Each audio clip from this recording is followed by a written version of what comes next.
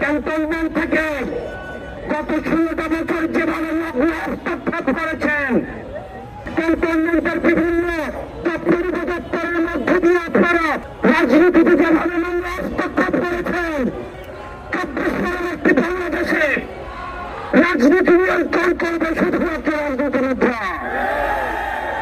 2024 সালে যখন আমি ভার্সেস দামি নির্বাচন হলো, তখন আপনাদের ইনক্লুসিভ ইলেকশন কোথায় ছিল? তখন আমরা দেখেছি সিএমএকে এরশাদকে বন্দী করে রেখে একজন দামি বিরোধী সাজিয়ে নির্বাচন অনুষ্ঠিত হল। বিএনপিকে ক্ষমতা কাঠামোর বাইরে রেখে, গণতন্ত্র কাঠামোর বাইরে রেখে তখন আপনাদের ইনক্লুসিভ ইলেকশন কোথায় ছিল?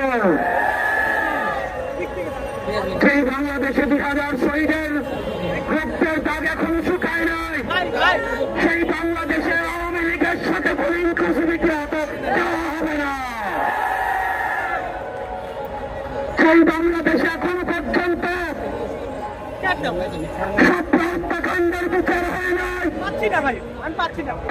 হত্যাকাণ্ডের বিচার হয় নাই, ভারত বিরোধী আগ্রাসন হত্যাকাণ্ডের বিচার হয় নাই, হত্যাকাণ্ডের বিচার এখনো পর্যন্ত সুনিশ্চিত হয় নাই। যে বাংলাদেশে জুলাই গণঅভ্যুত্থানের বিচার হয় নাই, যে বাংলাদেশে গুম খুন হত্যা এখনো পর্যন্ত বিচার নিশ্চিত হয় নাই, সেই বাংলাদেশে আওয়ামী লীগের সাথে কোনো ইনক্লুসিভিটি হতে পারে না। আমরা স্পষ্ট করে বলতে চাই, আপনারা যাদের কাজ ক্যান্টনমেন্টে, আপনারা ক্যান্টনমেন্টে থাকুন।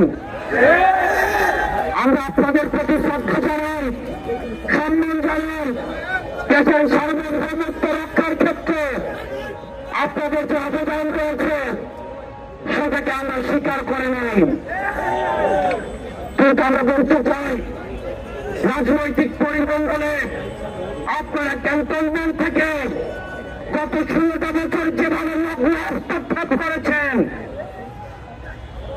যেভাবে ক্যান্টনমেন্টের বিভিন্ন দপ্তর উপদপ্তরের মধ্য দিয়ে আপনারা রাজনীতিতে যেভাবে নোংরা হস্তক্ষেপ করেছেন, 24 সালের একটি বাংলাদেশে রাজনীতি নিয়ন্ত্রণ করবে শুধুমাত্র রাজনীতিবিদরা। আপনারা তখন কোথায় ছিলেন? বিগত 1 দশক ধরে আমরা কোন চ্যানেলকে দেখি না পদত্যাগ করতে। দেশে এত অন্যায় বিচার, এত গুম খুন হত্যা হয়েছে, এত জুলুম প্রতিষ্ঠিত হয়েছে, আমরা কোন সচিবকে দেখি না পদত্যাগ করতে। একটা চ্যানেল আমেরিকা মেরুদণ্ড সুধা ছিল না। আপনারা তখন কোথায় ছিলেন? আমরা কাউকেই দেখি নাই এই অন্যায়ের প্রতিবাদ করে কেউ চাকরি থেকে পদত্যাগ করতে।